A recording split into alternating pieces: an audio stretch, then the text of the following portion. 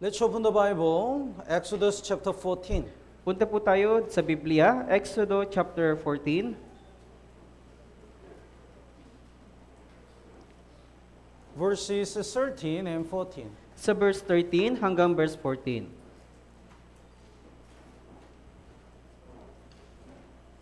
Exodus chapter 14, verses 13 and 14. Basahin po natin ng sabay-sabay. 3, 2, 1. Sinabi ni Moses sa bayan, huwag kayong matakot, magpakatatag kayo at masdan ninyo ang paglilingkod ng Panginoon na kanyang gagawin sa inyo ngayon. Sapagkat ang mga Ehipsyo na inyong nakikita ngayon ay hindi na ninyo muling makikita kailanman. Ipaglalaban kayo ng Panginoon at ang dapat lamang ninyong gawin ay manahimik. And verse 21. Let's read it together. 3, 2, 1. Pagkatapos, ininot ni Moises ang kanyang kamay sa ibabaw ng dagat at pinaghiwalay ng Panginoon ang dagat sa pamamagitan ng isang malakas na hangin mula sa silangan sa buong magdamag. At ang dagat ay ginawang tuyong lupa at ang tubig ay nahawi. So, through the 10 plagues, the Egypt gave up Israelite. Kaya sa pamamagitan po ng 10 salot, ibinigay po ng Ehipto ang mga Israelita. So when the Israel people got out of Egypt, God guided them into the wilderness. Noong araw na umalis ang mga Israelita doon po sa Ehipto, ginabayan po sila ng Diyos patungo doon po sa ilang. So God showed God always guide and protect Israel in the wilderness. Ipinapakita lamang po dito na palaging ginagabayan po ng Diyos yung po mga Israelita doon po sa ilang. And here is another test which God prepared. At meron pa naman pong isang pagsubok na ibibigay ang Diyos sa mga Israelita. That is the Red Sea. Ito po yung dagat na pula. So after wilderness, when Israelites reached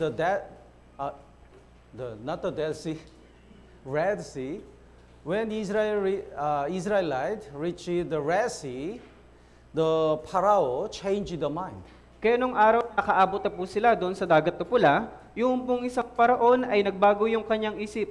So he brought to the chariots and purchased the Israelites. Dinala niya po yung kanyang mga karwahe at kanila pong hinabol yung mga Israelita. So in front of Israel people, there is a Red Sea. At sa harapan po ng mga Israelita, naroon po yung dagat na pula. And behind, the army of Pharaoh followed them.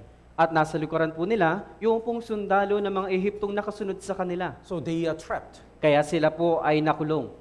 When I read this chapter before, I was wondering, what about side? The right side and the left side. They can run. Nung binabasa ko po ito dati, iniisip ko po, paano naman yung kabilang banda, yung kaliwa, yung kanan na daanan nila? But when I checked the Google map, I understood. Pero Because both sides, there are very high mountains. Pero nung sinuri ko po yung pong Google Map, nakita ko po talaga na mayroon pa pong nakamamagitan sa kanila ng malaking bundok. So they are really trapped. The trapped. Kaya naharangan po talaga sila. Let's look at the chapter 14, verse 5. Balik po tayo sa chapter 14, verse 5. 5 and 6. 5 to 7, would you read? 5 to 7 po. Nang masabi sa hari ng Ehipto na ang taong bayan ay tumakas, ang puso ng Faraon at ang kanyang mga lingkod ay nagbago tungkol sa taong bayan. At kanilang sinabi, ano ito ating ginawa na ating hinayaang umalis ang Israel upang wag na tayong mapaglingkuran? Kaya't inihanda niya ang kanyang karwahe at isinama ang kanyang hukbo. Siya ay nagdala ng 600 piling karwahe at lahat ng iba pang mga karwahe sa Ehipto at ng mga namumuno sa lahat ng mga iyon. And let's look at the verse 10. Basahin po natin ng sabay-sabay. 3, 2, 1. Nang ang Faraon ay papalapit na, tumingin sa likuran ang mga anak ni Israel at nakita ang mga Ehipsyo ay sumusunod sa kanila. Sila'y lubhang natakot at ang mga anak ni Israel ay tumawag sa Panginoon. When Pharaoh came near, the children of Israel were so nervous and fearful. Habang ang Paraon ay papalapit na, yung po mga anak ni Israel, sila po'y natatakot na at kinakabahan. They felt they're gonna die. Dahil nararamdaman nilang mamamatay na sila. So they complained to Moses. Kaya nagreklamo sila kay Moises. It's better to die in Egypt, not in the wilderness. Mas mabuti pang mamatay sa Ehipto kesa sa ilang. Why did you bring us out from Egypt? Bakit inalis mo pa kami mula sa Ehipto? So we have to understand, sometimes God put us in the situation which we are really trapped in all sides. Kailangan po nating maunawaan na kuminsan, inilalagay po tayo ng Panginoon sa lugar na kung saan nahaharangan po tayo. We cannot see any solution to solve all our problems. Na para bang wala na po tayong nakikitang anumang solusyon para maresolbahan yung ating problema. Sometimes we have nothing to do. Minsan wala na po tayong magawa. In this situation, Israel people couldn't do anything. Sa ganitong sitwasyon, yung mga Israelita, wala na po silang magawa. In the front, there is a Red Sea. Behind, the army of Pharaoh followed them. Dahil sa unahan nila, nandun po yung dagat na pula, nasa likod naman po nila yung mga sundalo ng Ehipto. But only one side they can see. Pero may isang paraan na kailangan po nilang makita. Where? Saan po? When we are trapped, we can look up the sky. Kapag tayo po ay nahaharangan, titingin lang po tayo sa kalangitan. Even though there is nobody who can help Israelites, there is a God who can make the way for them. Kahit wala pong sino man makakatulong po sa kanila, mayroon pong Diyos na handang tumulong sa kanila. Since we got salvation, sometimes we stayed in this kind of situation. Mula po ng araw na naligtas po tayo, minsan nagkakaroon tayo ng ganitong klaseng sitwasyon. In the family, when we get salvation, other family members blame us and persecute us. Pagkatapos na tayo maligtas, yung mga pamilya natin, talagang inuusig tayo at sinisisi tayo. And in the workplace, in the school, nobody understands us. At doon po sa trabaho natin o sa school natin, wala mang sino mang nakakaunawa sa atin. But even though we are trapped in all sides, we can look up the sky. Pero kahit man nakakulong tayo sa lahat ng sa mga daanan, kailangan natin tumingin doon po sa kalangitan. Because God is the only one who can help us. Dahil Diyos lang po yung nabubukod tanging makakatulong sa atin. Let's look at the first, please bookmark here, and let's look at the 1 Peter chapter 4. Lagyan po natin ito ng tanda at punta po tayo sa unang Pedro chapter 4. 1 Peter, Hebrew, James, 1 Peter, Mula po sa Hebreo, sa Santiago, pagkatapos ay unang Pedro. chapter 4, verse 4. Sa chapter 4, verse 4.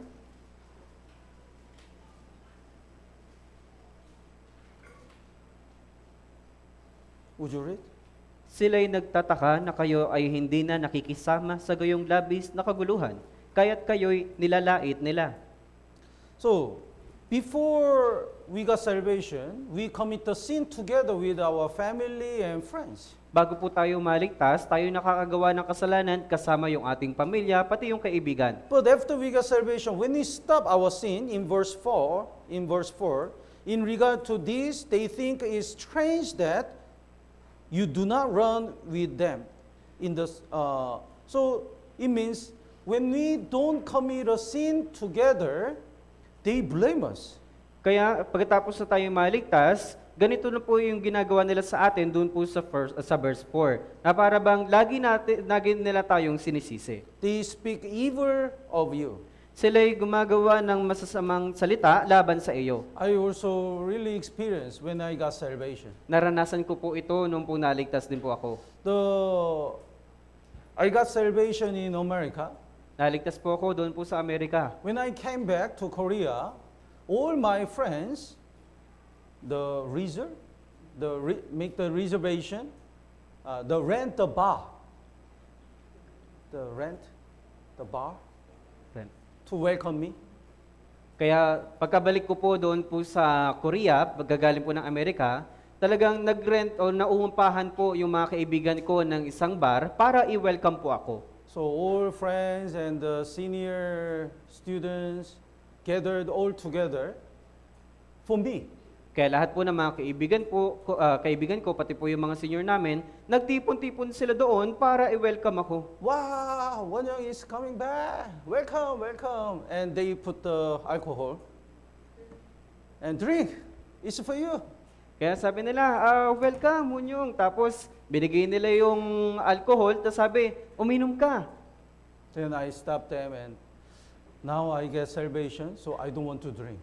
Pero tinigil ko sila. Sabi ko, naligtas na ako, kaya hindi na ako umiinom. All the people in that bar became very silent. Kaya lahat ng mga tao doon po sa bar na talagang natahimik sila. You don't drink? Hindi ka umiinom? We know you, and we gather all together only for you. Kilala ka namin at nagtipon kami para sa iyo lang. I understand. But I stopped drinking Naunawaan ko naman, pero tinigil ko na yung pag-inom because I got salvation. dahil naligtas na ako. Then some friends got mad. Kaya yung iba kong mga kaibigan, nagalit sila. And since that day, some of them didn't want to talk to me. At mula nung araw na yon, yung iba sa kanila, ayaw na nila akong kausapin. Some of them bullying me. At yung iba naman, talagang hinahamak ako. Hey, Pastor Che. They made fun of me. Oy, Pastor Che, talagang pinagtatawanan nila ako. But it doesn't matter because I really get salvation. Pero wala akong pakialam dahil naligtas na po ako. And I have a great compassion to them. At ako po talaga ay lubusan naaawa para sa kanila. So I used to say, if you also get salvation, you cannot say that. Kaya gusto kong sabihin sa kanila na kung talagang maliligtas din kayo, hindi nyo masasabi yan. So they feel we are strange, but we are not strange. Dahil iniisip nila na sila yung mga estranghero, pero hindi naman talaga. Let's look at 1 Peter chapter 1, Punta po tayo sa unang Pedro, chapter 1, verses 6 and 7. sa verse 6 po hanggang verse 7. Since we got salvation, we have many trials Mula nung araw na naligtas po tayo, napakarami na pong pagsubok. because we don't belong to the world anymore. Dahil hindi na po tayo kasapi ng anumang sasanlibutan. So verse 6 and 7, would you read?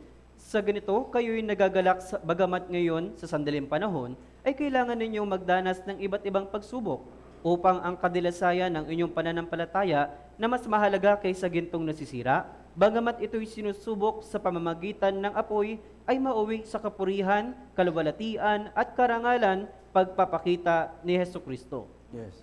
So since we got salvation, we cannot avoid the trials, various trials in this world. Kaya mula nung naligtas po tayo, hindi na po natin maiiwasan yung po mga malalaking pagsubok. In the family, in the work, in the school, we cannot avoid these trials. Sa pamilya, sa trabaho, sa eskwelahan, hindi na po natin maiiwasan yung mga ganitong pagsubok.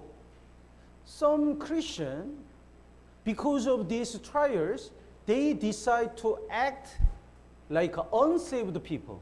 Yung iba pong mga Kristiyano, dahil po sa kanilang mga hindi ligtas na mga kaibigan, sila'y umaakto na parang hindi ligtas. How can we do that? Bakit natin yung nagagawa? We must not forget our identity. Huwag natin kalimutan yung ating pagkakilanlan. There is the monkey village. Mayroong sumpong lugar ng mga puno ng mga unggoy. Monkey.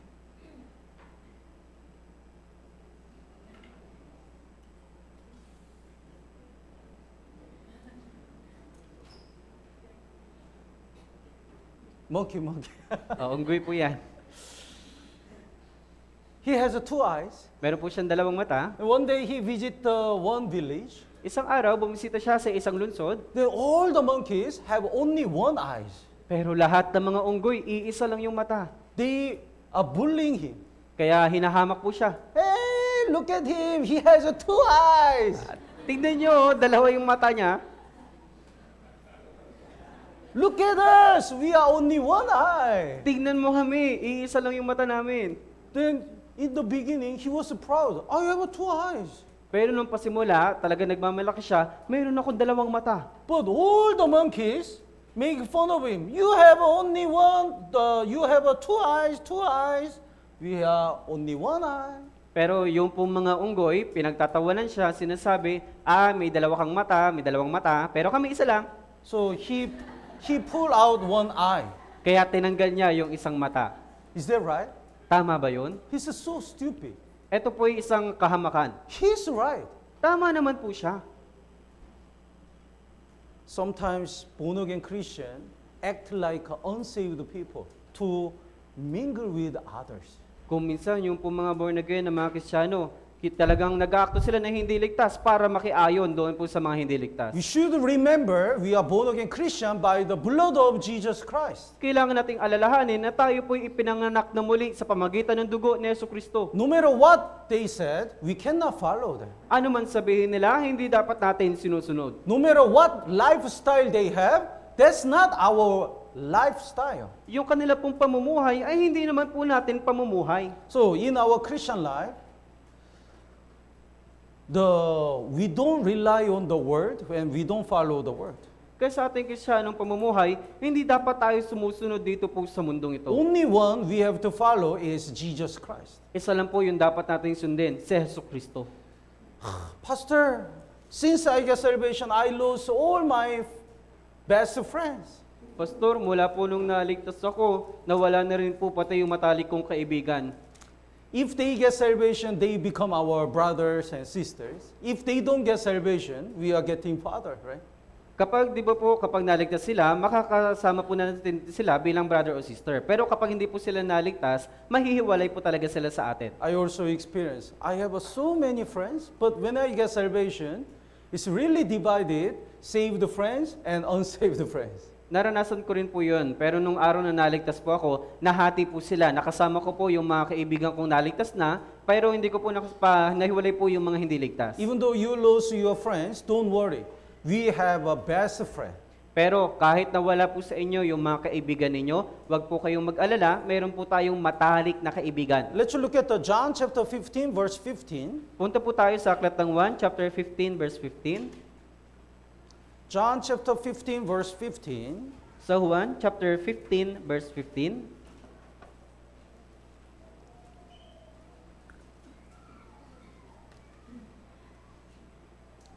Basahin po natin ng sabay-sabay. 3, 2, 1. Hindi ko na kayo tatawaging mga alipin, sapagkat hindi nalalaman ng alipin kung ano ang ginagawa ng kanyang Panginoon. Ngunit tinatawag ko kayo mga kaibigan, sapagkat ang lahat ng mga bagay na narinig ko sa aking Ama ay pinaalam ko sa inyo. Who is our best friend? Sino yung ating matalik na kaibigan? Jesus Christ. Si Jesucristo.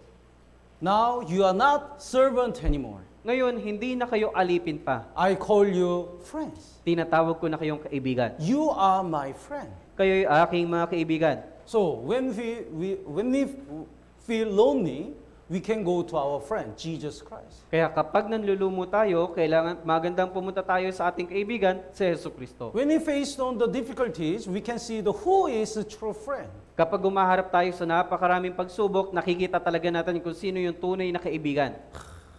Two friends work in the jungle. Kaya may dalawang kaibigan na nagtatrabaho doon po sa may gubat. That time, the bear appeared. Noong araw po na yon, ay mayroon pong osong lumabas. Then one friend disappeared, ran away. At isang kaibigan tumakbo. And this friend thought, maybe if I act like a dead body, the bear will not eat me. At yung isa naman pong naiwan, sinabi niya, na kung magpapatay-patayan ako, maaari yung oso ay hindi ako kakainin. So he lied and stayed. Kaya humiga siya at nanatili siya doon. Then the other friend, when he ran away, he looked back. Then the bear whispered that friend. Then went back. At yung pong kaibigan na tumakbo, pagkalingon niya, nakita niya po yung isang oso na bumubulong sa kanyang kaibigan, kaya muli siyang bumalik. The bear didn't eat this man. Yung oso hindi po kinain yung taong ito. So the friend came back and asked, what did the bear say? Kaya nung bumalik po yung kaibigan niya, sinabi niya na, anong sinabi sa iyo ng oso? The bear said, you are not my friend. Sabi po ng oso, hindi kita kaibigan. Is he not your friend? Hindi yan yung kaibigan mo. When we face on the difficulty, we can see who is a true friend. Kapag umaharap tayo sa napakaraming pagsubok, nakikita po natin kung sino yung tunay na kaibigan. All the unsaved friends can leave us. Lahat po ng mga hindi ligtas na mga kaibigan natin, iiwan po tayo. But our true friend, Jesus Christ, never leave us alone. Pero yung ating tunay na kaibigan na si Jesucristo, kailanman ay hindi tayo iiwan.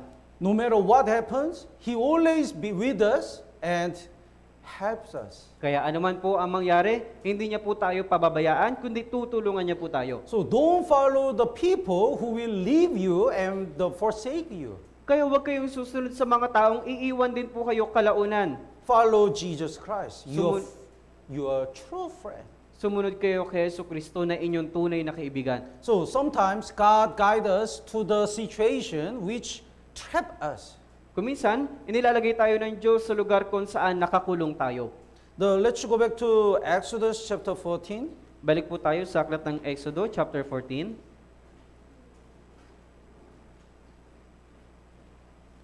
Exodus chapter 14, verse 10. Sa Exodo, chapter 14, verse 10. Would you read again? Nang ang Faraon ay papalapit na, tumingin sa likuran ang mga anak ni Israel, at nakita ang mga Ehipsyo ay sumusunod sa kanila. Sila'y lumughang natakot at ang mga anak ni Israel ay tumawag sa Panginoon. Last part, they were so afraid. Sa huling bahagi, sila'y lubhang natakot. Why? Bakit? Because they didn't see God, they only see the situation. Dahil hindi po nila nakita ang Diyos, nakita lang po nila yung pong sitwasyon.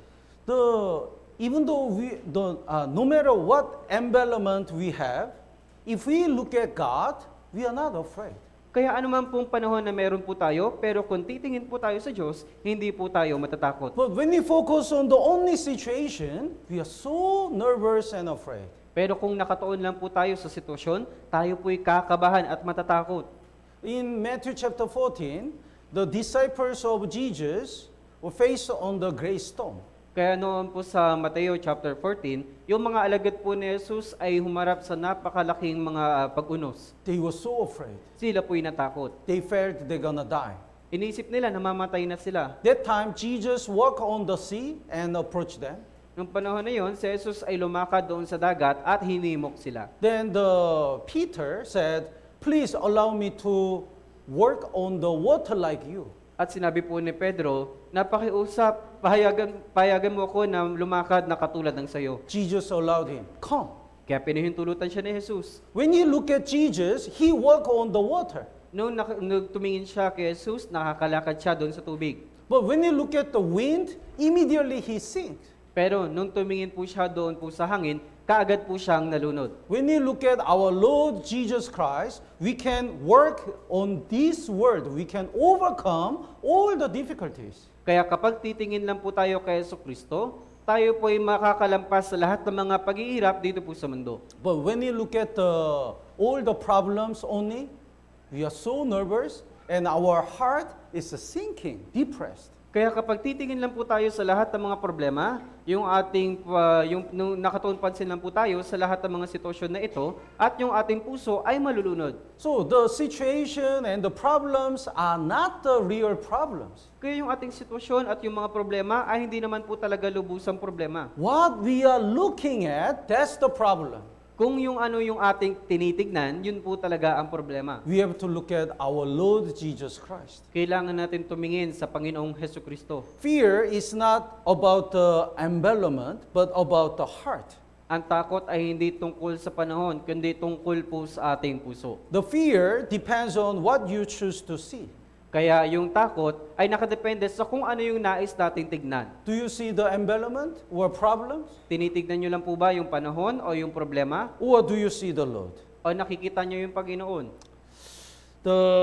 There is a mouth, Meron pong isang bibig. bibig.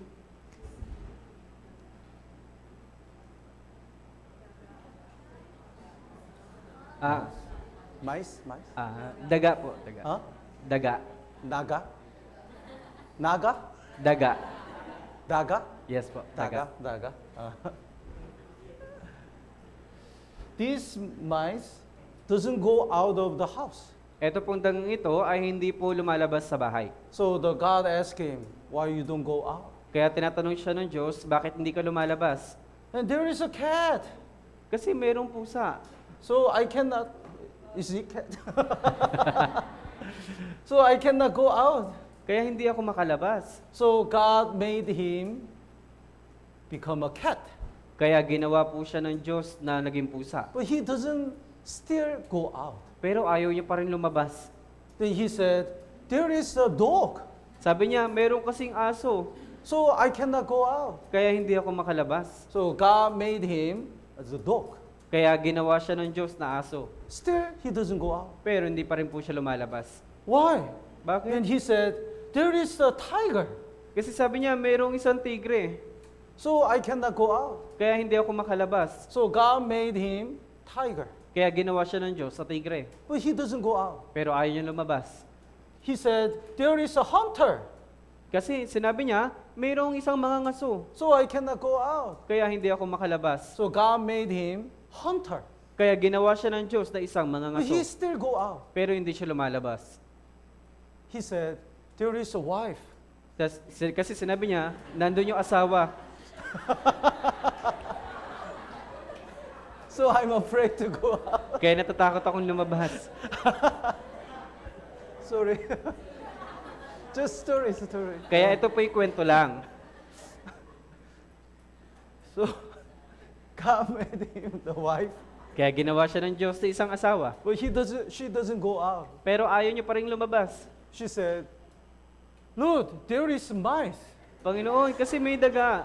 So I'm afraid. Kaya natatakot ako. So God says, even though I changed your body, strong body, Kaya sabi ng your heart is the heart of mice. So you will afraid everything. Kaya sabi ng Diyos, kahit pinalatan ko na ang iyong katawan, ang iyong puso ay para pa rin isang katulad ng daga. So even though God prepared all the blessing and God give us the courage, if our heart cannot accept God's word and the courage, we still afraid. Kahit na binibigyan na po tayo ng pagpapala at ang pagpapalakas ng Diyos, hindi pa rin po natin tinatanggap yung pagpapalakas ng Diyos at yung salita niya sa ating puso. God says, the verse 13 and 14, Kaya sabi niya sa verse 13 at 14, basahin po natin ng sabay-sabay. 3, 2, 1. sinabi ng Moses sa bayan, huwag kayong matakot, magpakatatag kayo, at masdan ninyo ang pagliligtas ng Panginoon na kanyang gagawin sa inyo ngayon. Sapagkat ang mga Ehipsyo na inyong nakikita ngayon ay hindi na ninyo muling makikita kailanman. Ipaglalaban kayo ng Panginoon at ang dapat lamang ninyong gawin ay manahimik. God said, this is God's word. God says, do not be afraid. Kaya sabi po ng Diyos, huwag kayong matakot. Why? Bakit?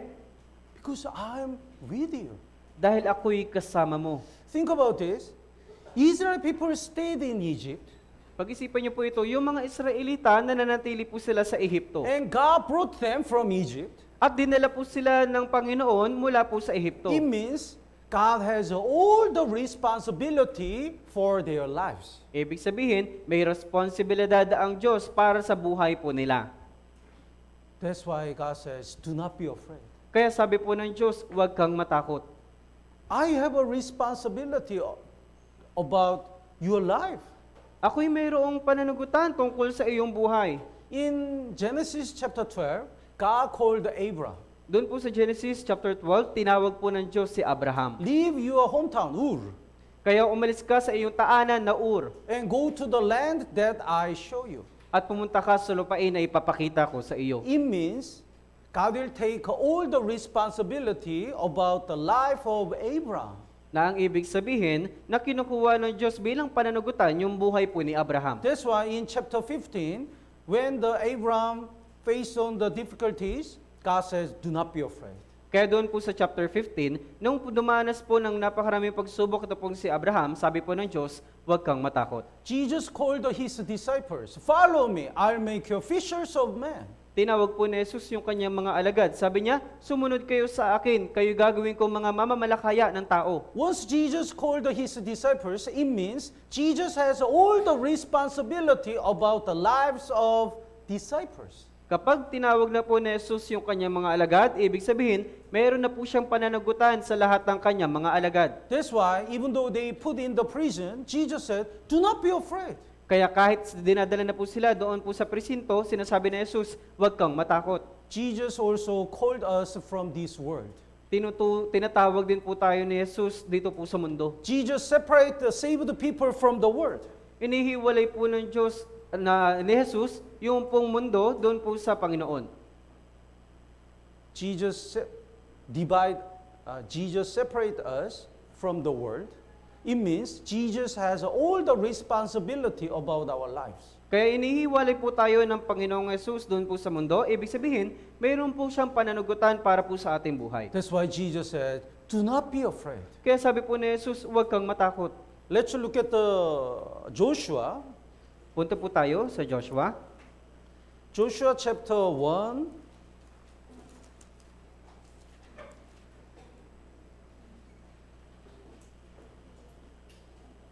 Verse 6.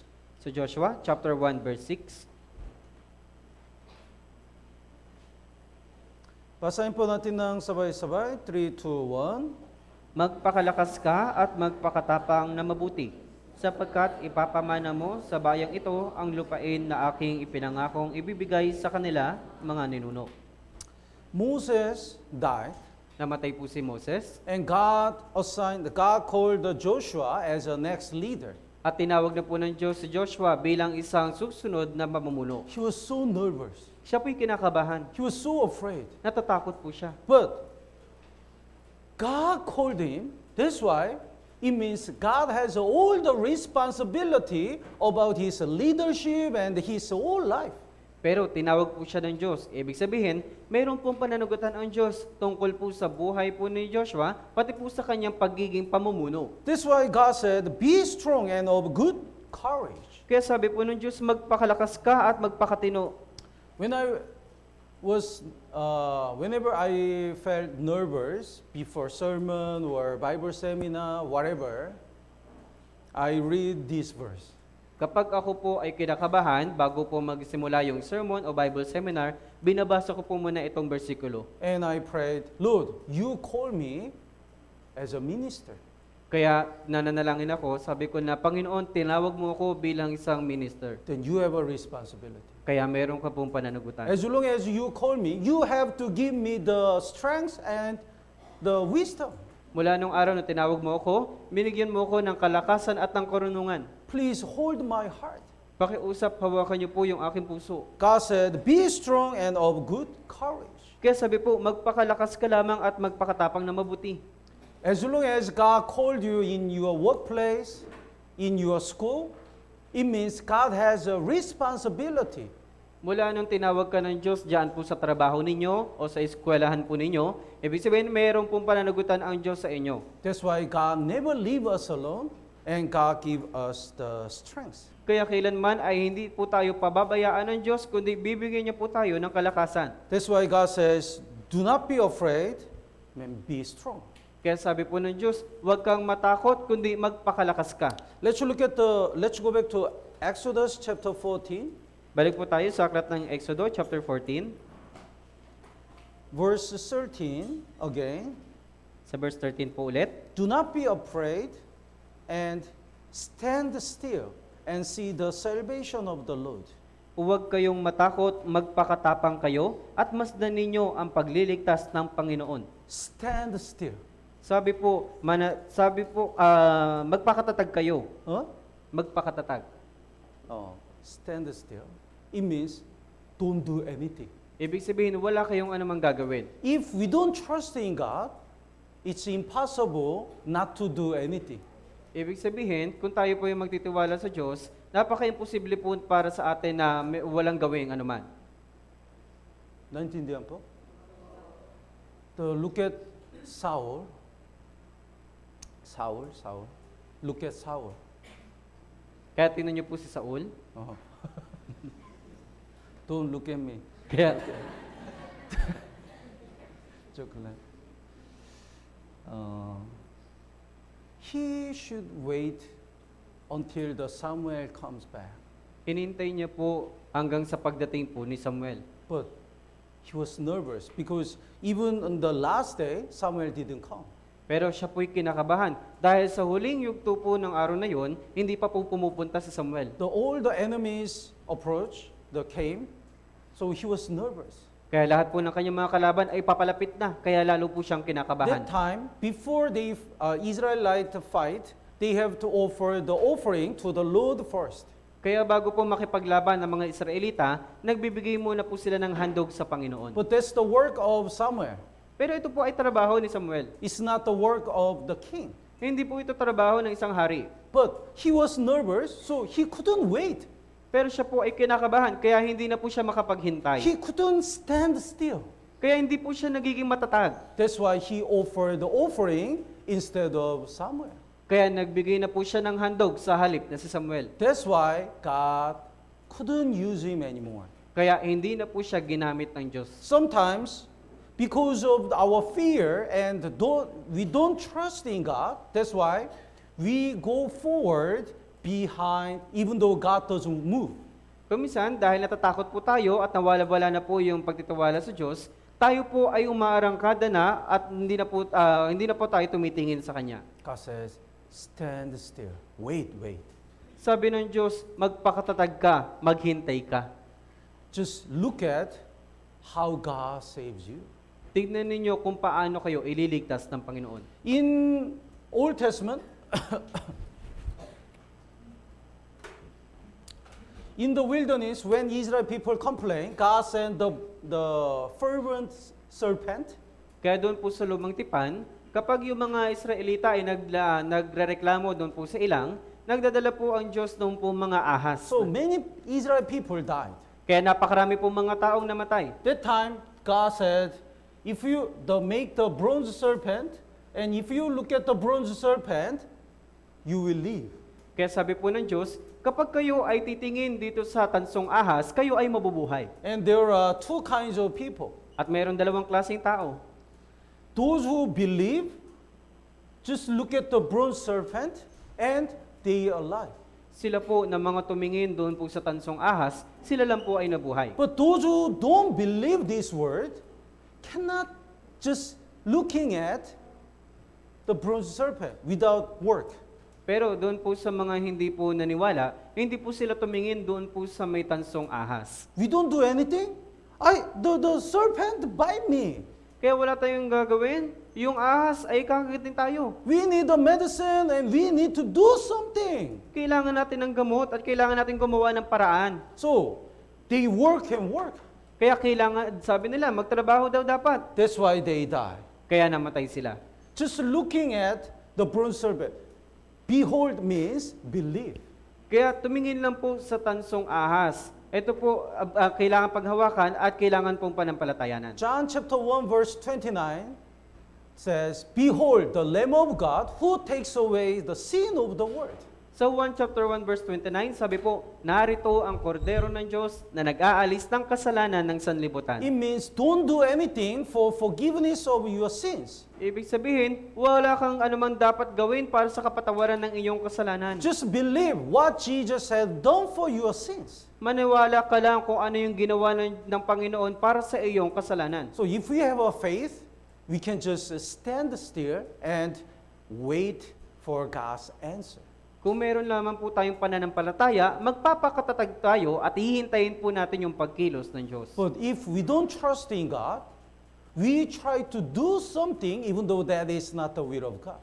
Pero kung hindi tayo magtitiwala sa Diyos, gagawa tayo ng ibang paraan na kahit hindi yun yung kalooban ng Diyos. That's why sometimes we leave the church. Kung minsan, di ba, umaalis tayo ng iglesia. I cannot find any brother for my marriage. I cannot get married in the church because there is no brother. Hindi ako makapagpakasal dito sa church dahil walang ibang kapatid. I want to get married. Gusto kong maikasal. So the one sister searched and searched out of the church. Kaya may isang sister, tingin ng tingin sa labas ng church. There is a handsome guy in the workplace. May isang poging lalaki doon sa trabaho. So he also likes me, Mukhang likes that sister. Gusto ng lalaki yung sister na yon. So she cannot wait until God prepared the one good brother for her. Kaya hindi po siya makapaghintay hanggang sa ibigay sa kanya yung pumabuting brother. God says, stand still. Kaya sabi po ng Diyos, magpakatatag ka. Wait. If you wait, God can make a way. Maghintay ka. Kung maghihintay ka, gagawa ang Diyos ng paraan. But she didn't wait. Pero hindi po siya naghintay. She get married with unsaved person. Nagpakasal siya doon sa hindi ligtas. That's why God cannot protect her. Kaya hindi na po siya poprotektahan ng Diyos. Sometimes because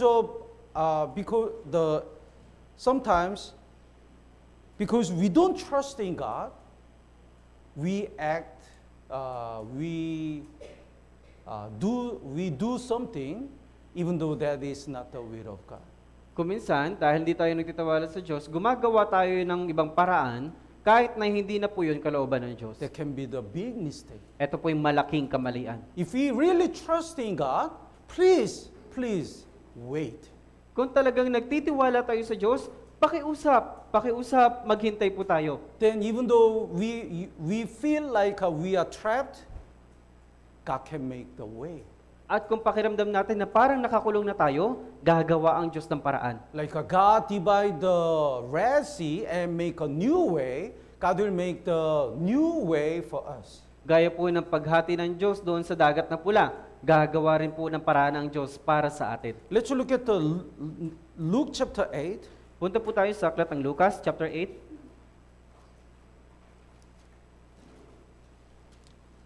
Luke chapter 8. Verse 40, Sa Lucas chapter 8 verse 40. from verse 40, here is one story about the Jairus' daughter. Meron pong kwento dito po sa verse 40 na yung pong anak ni Jairo. In verse 41, here is Jairus. He is a ruler of synagogue. Dito po sa verse 41, narito po si Jairo na namumuno doon sa sinagoga. And he has only daughter. At meron po siya nabubukod tanging anak. She is sick and about to die. May sakit po yung kanyang anak na babae at mamamatay na. So Jairus came to Jesus Christ because he knew Jesus is the only one who can heal his daughter. Kaya si Jairo ay pumunta doon po sa Panginoong Hesukristo dahil nalalaman niya po na si Jesus lang yung natatanging paraan para iligtas yung kanyang anak na And babae. in another verse, he knelt down and asked you the help. Nung sa kabilang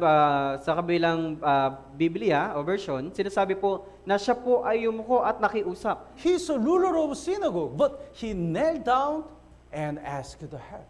Siya po ay pinuno ng sinagoga, pero siya po ay yumuko doon po sa Panginoon at humingi po ng tulong. So he's so eager and he didn't care what other people think. Kaya meron po siyang pagnanais at wala na po siyang pakialam kung ano yung iisipin ng tao sa kanya. Then Jesus said, okay, I'll go. Kaya sabi ni Jesus, sige, pupunta ako. So can you imagine how much he was joyful? Kaya naisip niyo po ba kung gaano siya nagagalak? His heart was hopeful. Yung kanyang puso ay mayroon talagang pag-asa. Yes. If Jesus comes and even touched my daughter, she will be healed. Si Jesus ay pupunta. Kaya kapag nahawakan niya lang yung aking anak, gagaling siya. But on the way, one woman touched the edge of the garment of Jesus. Pero habang sila ay paparating na, mayroon isang babae na humawak o humipo doon po sa damit ni Jesus. She had a flow of blood for 12 years. Meron po siya po ay dinudugo sa loob ng 12 taon. And at the moment she touched it, she was healed. Kaya nung araw po na hinawakan niya po yun, siya po ay gumaling. That time, Jesus stopped and looked back. Kaya nung oras po na yon, si Jesus ay napatigil at tumingin siya sa likod. He said, who touched me? Kaya sabi niya, sinong humawak sa akin? At that time, so many people follow Jesus and push. Noong mga panahon na yon, napakaraming mga tao sumusunod kay Jesus at nagtutulakan. So disciples said, many people push you and touch you. Why you ask somebody touched you? Kaya sabi ng mga alagad, napakaraming mga taong tumutulak sa iyo. Kaya paano mo nasabing mayroong humipo sa iyo? No, Jesus said, no, somebody touched me because my power is released. Pero sabi ni Jesus na hindi maaari dahil mayroong isang taong humipo sa akin dahil yung aking kapangyarihan ay lumabas. Then this woman approached Jesus and talk about her story. At ito pong babaeng ito ay nakiusap kay Jesus at ipinaliwanag niya yung kanyang kwento. What do you think? It take a long time or short time? Ano sa tingin ninyo? Ito ba'y gumugol ng mahabang oras o maikli? probably it took a long time because this is woman. Sa katunayan, ito po yung mahaba. Sa katunayan, ito po yung mahabang pangyayari kasi isa po siyang babae. Not because of woman, she has many difficulties for 12 years. Sa katunayan, hindi po dahil sa isa siyang babae, kundi napakarami na po siyang pag-iirap dahil po sa 12 taon. So when he shared the testimony, it took long time. Kaya noong pong siya nagbabahagi ng kanyang patotoo, ito po'y gumugol ng mahabang oras. Then we already forgot the Jairus. Kaya nalimutan na natin si Jairo. What's the heart of Jairus? Ano yung puso ni Jairo? Jesus, we don't have enough time. We have to go. Jesus, wala na po tayong pagkakataon pa. Kailangan na natin humayo. But Jesus didn't hear that. Wait. Pero hindi yun pinapakinggan ni Jesus. Sabi niya lang na manatili. Jesus encouraged this woman to continue. Okay, go ahead. Dahil hinihimok lang po ni Jesus yung babae na magkwento. Sige. Maybe Jairus look at that woman. Stop. Mare, tinitignan ni Jairo yung babae. Sabi niya, itigil mo na yan. We don't have enough time. My daughter is dying. Wala na tayong sapat na oras. Yung anak ko mamamatay na. But she also didn't look at Jairus. And she shared everything. Mare, hindi rin siya tumitingin kay Jairo at nagbabahagi siya na napakarami. So he was so nervous. My daughter is dying. Kaya kinakabahan na po siya. Yung anak kong babae mamamatay na. Then, really, she died. Pero siya po ay namatay. In verse 49, would you read? Sa verse 49 po, habang nagsasalita pa siya, may isang dumating na mula sa bahay ng pinuno ng sinagoga na nagsasabi, "Patay na ang anak mong babae, huwag mo nang abalahin pa ang guro." What would you say if you are in this situation? Anong sasabihin mo kapag ikaw yung nasa ganitong sitwasyon? Maybe we can say to Jesus, Jesus, I told you, my daughter is dying. Kaya Mari, sabihin natin, ikaw naman Jesus, sinabi ko na sa iyo na yung anak ko ay mamamatay na. See, she's dead. Tingnan nyo, patay na siya. So we cannot do anything. Kaya wala na tayong magagawa. Maybe Jairus can talk to this woman. I told you, I give you the sign, stop. But you didn't stop.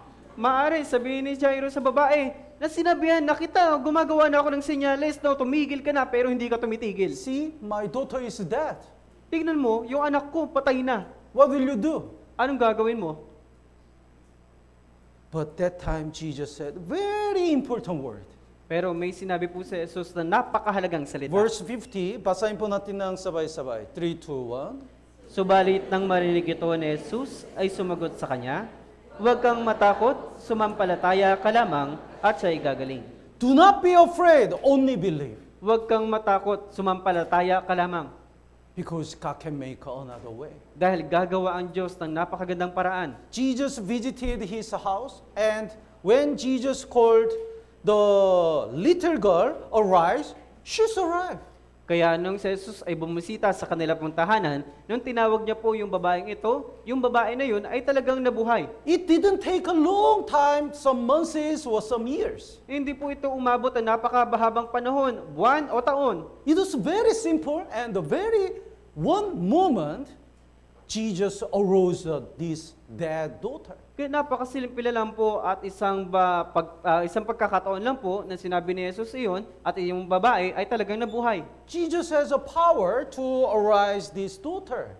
May kapangyarihan po si Jesus para iligtas ito pong babaeng ito. That's why he said, do not be afraid, only believe. Kaya sabi po ni Jesus, huwag kang matakot, sumampalataya ka lamang. We have so many problems. Napakarami po nating problema. And sometimes we have so many persecutions. At kuminsan napakarami din po nating pag-uusig. And we don't know what to do. At hindi po natin alam kung anong gagawin. And when Jesus says, stand still, stay in the church and wait for God's answer, but sometimes we cannot wait. Kapag sinasabi po ni Jesus, magpakatatag ka, manatili ka lang sa iglesia, pero kuminsan hindi po talaga natin siya nahihintay. That's why we find another way to leave the church, another person who we rely on instead of brothers and sisters and God. Kaya kuminsan, hindi na po natin nahihintay, kaya umaalis tayo ng church, kaya ang nangyayari, umaasa tayo sa ibang tao sa halip na sa Diyos. But still God said, do not be afraid. Only believe. Pero sinasabi po sa atin ng Diyos, huwag kang matakot, sumampalataya ka lamang. When we wait and believe, we can see how God solved these problems. Kapag tayo po ay naghintay at tayo po ay sumampalataya, makikita po natin kung paanong re-resolbahan ng Diyos yung ating gawa. When Israel people fought against the Jericho, God said, just rotate. Yung araw ng mga Israelita ay nakikipaglaban sa Jericho, sila po umikot lang po doon po sa Jericho. And God said, keep silent. At sinabi po ng Diyos na manahimik lang kayo. Because God doesn't want to hear the complaint. Dahil ayaw ng Diyos na marinig yung inyong reklamo. God doesn't want to hear that they are nervous and tremble. Ayaw marinig ng Diyos yung kanila pong pagkatakot at yung pag-aalala. Be quiet and just obey. Tumahimik kayo at sumunod kayo. Then when they circle the Jericho, and when he finish it and blow the trumpet, even though they don't do anything, the Jericho was collapsed. Kaya pagkatapos sila po ay umikot, pagkatapos po nun ay sila po ay naghipa ng trompeta at wala po silang ginawa at bigla nawasak po yung pong lugar ng Jericho. So God already made another way. Kaya gumagawa po ng paraan ang Diyos. David was anointed. It means he will become a king. Si David po ay tinawag po ng Diyos, ibig sabihin, siya po ay naging hari. But the Saul still is a king and he tried to kill David. Pero si Saul po ay isang hari pa rin at sinusubukan niya pong patayin ito pong si David. But in the Bible, he never complained. Pero sa Biblia, hindi po siya nagreklamo. He never say, Lord, you already anoint me, then why you don't make me a king now? Hindi niya po kailanman sinabi na, Panginoon, na inyong itinalaga ako, pero hindi niyo pa ako ginawang hari. He really believed there must be will of God. Kaya naniniwala po siya na mayroon pong kalooban ng Diyos. So he's not afraid, he just believed. Hindi po siya natakot, siya po ay nanampalataya lang. Then after training, God made him the king of Israel. Kaya pagkatapos po ng pagsubok, ginawa po siyang hari ng Israel. The Joseph, he received the dream from God. Ito pong si Joseph ay nakadanas din po siya noong pong panaginip ng Diyos. Meaning is, he will make a Joseph great. Kaya ibig sabihin, ginawa niya pong dakila, ito pong si Jose. But his brothers sold him as a slave to Egypt. Pero yung kanyang mga kapatid ay binenta siya bilang alipin sa Ehipto. And he didn't commit a sin with the Potiphar's wife. At hindi rin po siya nakagawa ng kasalanan doon po sa asawa ni Potiphar. The Potiphar is a master, his master. And his wife tempted him. Si Potiphar po ay kanya pong isang amo, kaya yung asawa po ni Potiphar ay talagang tinukso po siya. Because the Bible says Joseph was handsome. Dahil sabi ng Biblia, ito pong si Jose ay gwapo. Like Brother Alvin. Gaya ko po. He agreed. Tama po. So Potiphar's wife, winker. Ganito po yung ginawa ng asawa ni Potiphar. But he didn't commit sin. Pero hindi po siya gumawa ng kasalanan. That's why he was put in the prison, because of some misunderstanding. Kaya dinala po siya doon po sa kulungan dahil mayroon pong hindi pagkakaunawaan. But Bible says he never complained. Pero sabi po ng Biblia, kailanman ay hindi siya nagreklamo. He was not afraid, he just believed. Hindi siya nagreklamo, siya po ay nanampalataya lang. If God put me in the prison, maybe there must be will of God. Kung dadalhin ako ng Diyos sa kulungan, maaari mayroong kalooban ng Diyos. Then even though it looks like delayed and delayed to become a great, that was the best shortcut to become a prime minister in Egypt. Kaya kung yun po yung kung ito po ay nagiging patagal ng patagal, kung ito po yung magiging paraan ng Diyos, ito po yung magiging paraan niya para siya ay maging presidente doon po sa Ehipto. So Jesus said, "Do not be afraid, only believe." Kaya sabi po ni Jesus, huwag kang matakot, sumampalataya ka lamang. Even though God healed this woman who has a flow of blood for 12 years, first, don't compare your daughter with this woman. Kaya kahit ito pong babae na ito, na dinudugo sa loob ng 12 taon, ay huwag niyo po siyang ikukumpara sa inyong pong mga anak. There is the way, another way to heal your daughter. Dahil merong isang paraan para pagalingin ang iyong anak. Sometimes in our Christian life, we compare with ourselves with other brethren. Kuminsan sa ating pong Kristiyanong pamumuhay, kinukumpara po natin yung ating sarili sa ibang mga kapatid. That brother become a leader. Yung brother na yun, naging leader na. Why not me? Bakit hindi ako? That brother is used by God so wonderfully. Why not me? Yung brother na yun, talagang ginagamit ng Diyos. Pero bakit hindi ako? That brother is called as a pastor. Why not me? Yung brother na yun, tinawag na bilang pastor. Pero bakit hindi ako? What about that sister? She become a leader. Pero Why paano, not me? paano naman yung sister na yun? Naging leader na siya. Pero bakit hindi ako? If we are nervous and compare with others, when we compare ourselves with others, we are nervous. Kapag tayo po ay kinukumpara natin yung ating sarili sa iba, tayo po yung kinakabahan. But God says, your way is different. Pero sabi ng Diyos, ang paraan mo ay iba. I prepared another way to use you.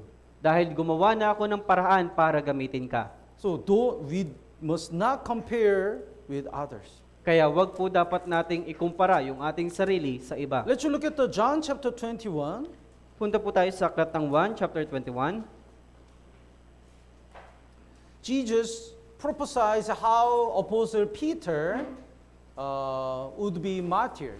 Ipinapasiya na po ng Panginoong Yesus kung paano po magiging isang martir. Ito pong si Pedro. Then the Peter asked Jesus about Apostle John. At tinanong naman po ni Pedro kung ano naman po yung mangyayari kay Apostol Juan. Then the verse 21 and 22, basahin po natin ng sabay-sabay. 3, 2, 1. Nang makita siya ni Pedro, ay sinabi niya kay Jesus, Panginoon, at paano sinabi sa kanya ni Jesus, kung ibig kong siya'y manatili hanggang sa ako'y dumating, ay ano nga sa iyo, sumunod ka sa akin. What is that to you? It means it's not your business. Ano nga iyon sa iyo? Ibig sabihin, hindi mo na iyon pakinabang. I prepared another way for him and the different way for you. Gumagawa ko ng ibang paraan para sa kanya at may ibang paraan naman para sa iyo. You just follow me. Kailangan mo lang sumunod sa akin. It means do not be afraid and just believe. Ibig sabihin, huwag kang matakot, sumampalataya ka lamang. So, no matter what happened around us, we need to look at Jesus Christ and follow Him. Kaya anuman po yung mangyayari na nakapalibot sa atin, kailangan lang po nating sumunod kay Jesus. So let's go back to Exodus chapter 14, Balik po tayo sa aklat ng Exodo, chapter 14, verse 21. verse 21 po. This is a so amazing verse. Basahin po natin ng sabay-sabay. 3, 2, 1. Pagkatapos, iniunat ni Moses ang kanyang kamay sa ibabaw ng dagat at pinaghiwalay ng Panginoon ang dagat sa pamamagitan ng isang malakas na hangin mula sa silangan sa buong magdamag at ang dagat ay ginawang tuyong lupa at ang tubig ay nahawi. Yes. There was no way. Kaya wala pong ibang paraan. But God wants to bring the Israel people to the land of Canaan with all the cost. Pero nais pong dali ng Diyos yung pong mga Israelita doon po sa Kanaan sa lahat ng kanyang pag-ari. Then God make the new way, Kaya gumawa po siya ng paraan which we cannot imagine. na hindi po natin lubos maisip. So God divide the Red Sea and make the way. Kaya hinati po ng Diyos yung pong dagat na pula, gumawa po siya ng paraan. The sea becomes a dry land and God make the new way. Yung dagat po ay naging tuyong lupa, kaya gumawa po siya ng bagong paraan. Let's look at the one more verse, Isaiah chapter 43. Punta po tayo sa isa pang bersikulo, sa Isaías chapter 43. Isaiah chapter 43 verse 15 and 16. Sa Isaías chapter 43 verse 15 hanggang 16 po. 16 first. Sa 16 Thus po says na. the Lord, who makes a way in the sea and path through the mighty waters. Ganito ang sabi ng Panginoon, na gumawa ng daan sa dagat at sa malalawak na tubig sa ay mga landas. How can He make the way in the sea? Paano siya gagawa ng daan doon po sa dagat? Because He is a creator and king. Dahil siya po ang lumikha. And hurry. Because He is a creator and king. Dahil siya po ang tagapaglikha at siya din po ang hari. The verse 15, basahin po natin ng sabay-sabay. 3, 2, 1. Ako ang Panginoon, ang inyong banal, ang may lalang ng Israel, ang inyong hari. Yes. Everyone knows the song, Waymaker, right? Kaya alam po ng lahat yung kantang Waymaker. If I can sing well, I can sing. Kung kaya kong kumanta, katayin ko yun. Waymaker, miracle worker, promise keeper, light in the darkness. My God, that is who you are. Our Lord is mighty God. Yung ating Panginoon ang makapangyarihang Diyos. That's why even though there is a sea, if God wants, He can make a way. Kahit na meron pong dagat, pero kung nanaisin ng Diyos, gagawa po siya ng paraan. He is a waymaker. He is a waymaker no matter where we are. Kaya siya po yung gumagawa ng paraan kung nasaan man po tayo. Let's look at the Colossians chapter 4. Punto po tayo sa aklat ng Colossus chapter 4.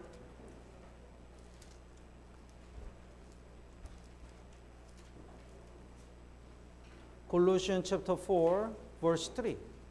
Colossus chapter 4 verse 3.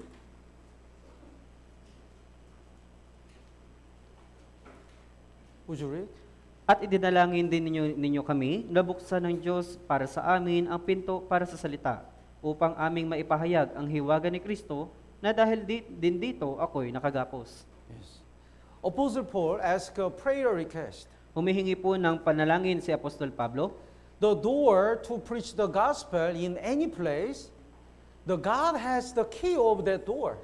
Kaya doon po sa pintuan para po sa pagpapahayag ng ebanghelyo sa ibang mga lugar, ang Diyos po ay mayroong susi. That's why if God doesn't open up, nobody can preach the gospel in any place. Kaya kung hindi po yun bubuksan ng Panginoon, wala po sinamang maliligtas sa kahit anumang lugar. That's why he asked a prayer request to pray to God to open the door of evangelism. Kaya humingi siya ng panalangin sa Diyos para buksan ang pintuan ng pagpapahayag ng ebanghelyo. Our God is Almighty God. Ang ating Diyos ang makapangyarihang Diyos. When He opened the way, we can preach the gospel.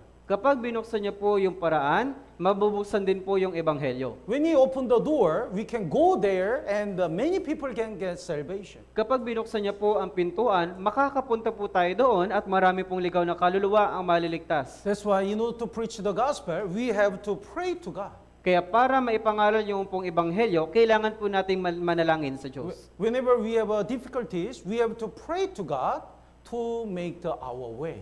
Sa tuwing tayo po ay umaharap sa mga paghihirap, kailangan natin manalangin sa Diyos para gumawa po siya ng paraan. And let's go back to Exodus chapter 14.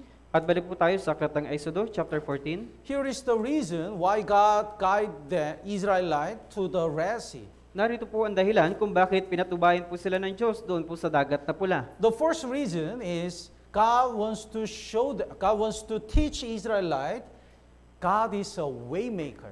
Kaya nais lang po ituro po ng Diyos sa kanila na siya po yung Diyos na gumagawa ng daan. Teaches me, I can make a new way for you.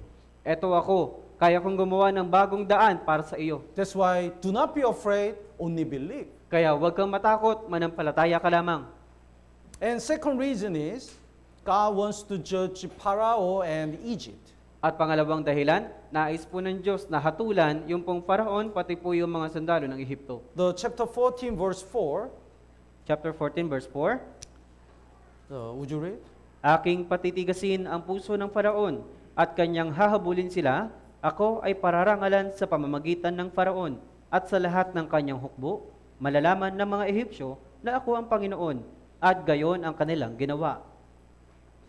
So, Pharaoh already look at the great miracles of God. Kaya ito pong Faraon, natignan niya na po o nakita niya na po yung pong dakilang himala ng Diyos. But his heart is still arrogant and stubborn. Pero yung kanyang puso ay mapagbatigas pa rin po. God already knew that. Alam na po yun ng Diyos. That's why God decided to judge Pharaoh and his army. Kaya naipasya na po ng Diyos na hatulan ang Paraon pati po yung kanyang mga sundalo. God wants to show that what is the final destiny of the people whose heart is so arrogant and stubborn before God. Kaya nais pong ipakita ng Diyos doon po sa mga tao na anong mangyayari po sa kanila kapag sila po ay nagmamatigas pa rin po sa kanilang puso. Look at the verse 27, Tingnan po natin sa verse 27. 27 and 28. 27 po hanggang 28. Would you read? Kaya't iniunat ni Moses ang kanyang kamay sa ibabaw ng dagat, at ang dagat ay bumalik sa kanyang dating lalim nang mag-uumaga na, habang ang mga Ehipsyo ay tumatakas, inihagis ng Panginoon ang mga Ehipsyo sa gitna ng dagat. Ang tubig ay bumalik at tinakpan ang mga karwahe, ang mga ngabayo, ang buong hukbo ng Paraon na sumunod sa kanila sa dagat, walang natira kahit isa sa kanila. So God killed the Pharaoh and his all soldiers Kaya pinatay po ng Diyos ito pong si Paraon, pati lahat ng kanya mga hukbo, because they are stubborn. dahil napakatigas ng kanilang ulo. They didn't repent before God. Hindi po sila nagsisi sa Diyos. In the history of Israel, whenever the Israel people commit the sin, God sent the prophets to make them repent. Kaya doon po sa kasaysayan ng bansang Israel, kapag yung pong Israelita ay sumusubay sa Diyos, binibigyan po ng Diyos ng propeta yung mga Israelita para po magsisi sila. Instead of repentance, they kill the prophets. Pero sa halip na pagsisisi, pinapatay po nila yung mga propeta. So God sent His only begotten Son, Jesus Christ. Kaya ipinadala po ng Diyos yung kanyang nabubukod tanging anak na si Jesucristo. But Israelites killed even Jesus Christ. Pero kahit ang mga Israelita, pinatay po si Jesus. Jesus Christ sent His disciples to preach the gospel. Ipinadala po ni Jesucristo yung kanyang mga alagad para po maipangaral ang mga ebanghelyo. But Israelites killed even the disciples, opposers. Pero kahit ang mga Israelita, pinagpapatay din po yung mga alagad. That's why in AD 70, God killed all Israel people through the general Titus. Kaya sa taong AD 70, pinatay po ng Diyos yung po mga Hudyo sa pamagitan ni Roman General Titus. When the people's heart is stubborn before God, God judges them. Kaya kapag yung puso ng mga tao ay nagmatigas sa Diyos, sila po ay susumpain ng Diyos. God is a creator and almighty God. Ang Diyos po ay tagapaglikha at siya din po ay makapangyarihan. God never kneel down to us. Kailanman ay hindi yuyuko ang Panginoon sa atin. We have to kneel down to God. Tayo ang dapat yumuko sa Diyos. But if we are stubborn and arrogant before God, we cannot avoid the God's judgment. Pero kung tayo po ay mapagmatigas yung ating puso, talagang susuwayin tayo ng Diyos. Who is the most arrogant and stubborn? Sino po ang lubos na mapagmatigas at masuwayin? Satan. Si Satanas. Let's look at the Revelation chapter 20. Punta po tayo sa aklat ng Apokalipsis chapter 20. From Genesis to the Revelation chapter 20, Satan never ever repent. Kaya mula po sa Genesis hanggang sa Apokalipsis chapter 20, kailanman ay hindi po nagsisi ito pong si Satanas. So verse 3, Sa verse 3 po, is talking about Satan. Then verse 3, would you read? at siya'y itinapon sa di matarok na kalaliman at sinarhan at tinatakan ito sa ibabaw niya upang hindi na niya madaya ang mga bansa hanggang sa matapos ang 1,000 taon. Pagkatapos ito, kailangan siyang pawala ng maikling panahon. After 7 years great tribulation, God God cast the Satan into the bottomless pit for 1,000 years. Kaya pagkatapos po ng 7 taong kapagitian, dadalhin po ng Diyos ito pong si Satanas sa pinakamalalim na lugar, kaya doon niya po dadalhin ng Diyos. But even after 1,000 years, he still wants to fight against God. Pero kahit sa loob ng 1,000 taon, nais niya pa rin pong makipaglaban sa Diyos. Verse 7, Kaya sa verse 7 po, verse 7 and 8, would you read? at kung matapos na ang 1,000 taon, si Satanas ay papakawalan sa kanyang bilangguan. Lalabas upang dayain ang mga bansa na nasa 4 na sulok ng lupa, sa Gog at sa Magog, upang tipunin sila para sa pakikipagdigma. Ang bilang nila ay gaya ng buhangin sa dagat. So after 1,000 years, instead of repentance, he still gathered the people to fight against God. Kaya sa loob ng 1,000 taon, pagkatapos po nun, na hindi po siya nagsisi, kundi pinagtipo niya po lahat po ng mga tao para maging laban sa Diyos. I remembered when I was an elementary school student, when I came back home.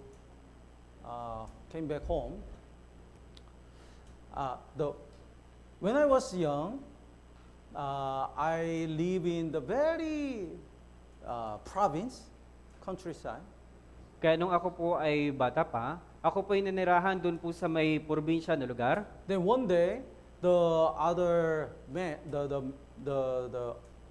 people caught the poisonous snake, At nung may isang tao na naglagay po ng nakalalasong ahas. and they put in the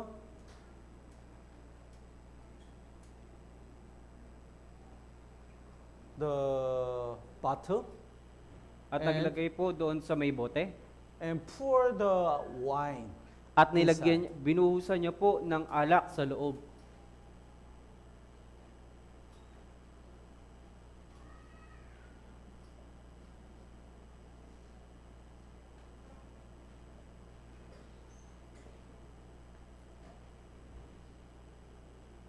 So in Korea we call it snake wine. Kaya sa Korea, tinatawag namin itong snake wine. So after 1 year, 2 years, people drink this wine. At pagkatapos ng 1 o 2 taon, iniinom po ito ng mga tao. Do you have this kind of wine? May ganito po ba tayong uri ng alak? Some people believe that is a very good stamina. Yung ibang mga tao, naniniwala po sila, ito yung mabuti para sa ating stamina. I never forget when people put the alcohol in the bottle, snake, how can I say, move so widely. Kaya naalala ko po, kapag nilalagyan po ng tao yung ng alak doon po sa bote, na yung pong ahas ay talagang gumagalaw. Then eyes really got mad. At yung kanyang mata ay nagagalit. If I go out, I'm gonna kill you. Kaya sabi, kung makakalabas ako, papatayin kita.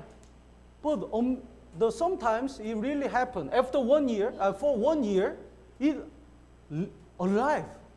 Kaya nakakagulat po talaga kasi pagkatapos ng 1 taon, siya po ay buhay pa. So when the people opened, snake immediately bite. So some people die. Kaya pagkatapos po nilang buksan, kaagad, tinuklaw po sila ng ahas, tapos namatay po agad siya. So the Satan, even though he was in the bottomless pit for 1,000 years, still he is so wild. Si Satanas po, kahit siya po ay nasa kailaliman na, siya pa rin po ay nagwawasiwas. Some people are so stubborn. Yung mga tao ay talagang matigas ang ulo. God already prepared so many evidences about Bible. Nagpakita na po ang Diyos ng napakaraming ebidensya tungkol po sa Biblia. But they said they don't want to believe. Pero sinasabi pa rin po nila, hindi po sila naniniwala. Jesus already redeemed their all sins. Tinubos na po ni Jesus lahat ng kanilang kasalanan. But they are so stubborn. No, instead of that, I want to do something. Pero sila po ay nagmamatigas pa rin na sa halip na ganyan ang maging paraan, kailangan kong gumawa ng ibang gawain. They don't repent and they don't change their heart. Hindi po sila nagsisisi at hindi po nila binabago yung kanilang puso. That's why they will be judged in the last day. Kaya sila po ay hahatulan sa huling panahon. God already gave so many chances for Pharaoh to repent. Binibigyan na po ng napakaraming pagkakataon ito pong si Faraon para magsisi. But he didn't repent. Pero hindi po siya nagsisi. Even the last chance, he followed the Israelite and wants to bring them again. He changed the heart. Kahit sa huling bahagi, dinabol pa rin po nila yung pong yung mga Israelita, dinais pa rin po nilang habulin yung mga Israelita. That's why he was judged. Kaya hinatulan sila ng Diyos. In our Christian life also, if our heart is become hardened, we cannot be used by God. Sa ating Kristiyanong pamumuhay din po, kung ang ating puso ay nagmamatigas pa rin po, hindi tayo gagamitin ng Diyos. Let's look at the times. Let's look at some verses only. Hebrew chapter 3. Pupunta po tayo dito po sa Hebreo chapter 3. Hebrew chapter 3 verse 13. Hebreo chapter 3 verse 13.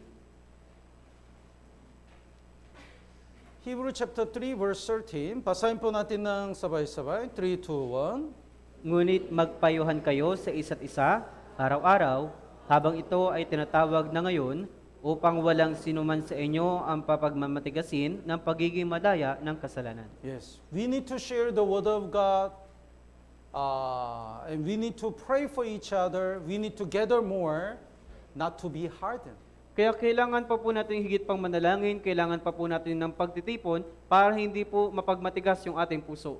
Sometimes I give the discipline, some brothers and sisters.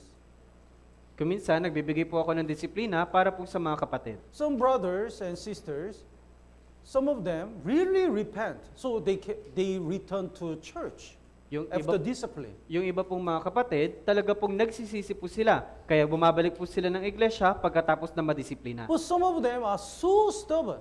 Pero yung iba po talaga mapagmatigas. That's why they depart from the church. Kaya umihiwalay na po sila sa church. Or they don't stop their sins. O hindi po nila tinitigil ang kanilang kasalanan. That's why they cannot be used by God. Kaya hindi po sila ginagamit ng Diyos. Before we become stubborn, we need to encourage each other not to be hardened. Kaya bago pa mapagmatigas yung ating puso, kailangan na po nating himukin yung bawat isa para hindi po ito maging matigas. When we have a fellowship and listen the word of God, our heart becomes soft. Kapag tayo po ay nagkakaroon ng fellowship at nakikinig ng mga sermon, yung ating puso ay lumalambot. We become humble. Talagang nagpapakumbaba tayo. So, this is what God wants. Ito po yung nais po ng Diyos. So, in order to show that God is a way maker, and in order to judge the stubborn people, God prepared the Red Sea crossing. Kaya para maipakita po ito, ang Diyos po ang gumagawa ng daan. At para dahil po sa mapatigas na puso ni Paraon, gumawa po ng isang dagat na hinati po ng Diyos yung isang dagat na pula. Because time's up, we'll continue next time. Kaya dahil oras na po, tapos na po, kaya kailangan na po natin ipagpatuloy sa susunod. Let's pray together. Tayo po'y manalangin na.